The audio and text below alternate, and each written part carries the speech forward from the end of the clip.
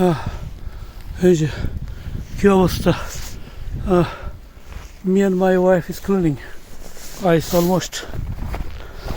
How deep is it? Is almost my belly, knee high, too deep. We made a pathway to go outside. Road is still pile of ice about 4 to 5 feet. Whole city is shut down. No government people, no city department, sanitation didn't come. Look at the house, carnage, window, ice everywhere. Wow, this is like Alaska, igloo. We're living in the igloo. So dangerous. I have never seen in my life. 30 years been living in America, New York, but this is the first time I experienced something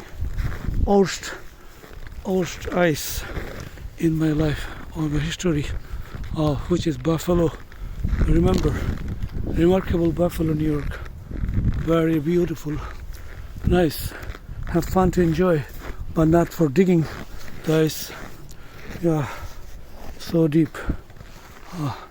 I can't. I'm already tired. Been doing almost 1 hour just for to make the little room to go outside. And the car is all still buried under the 5 feet snow right there. I can't even dig out right now. So tired. Let's wait for this tomorrow. Tomorrow, if the sanitation department come, then definitely we'll try to dig it.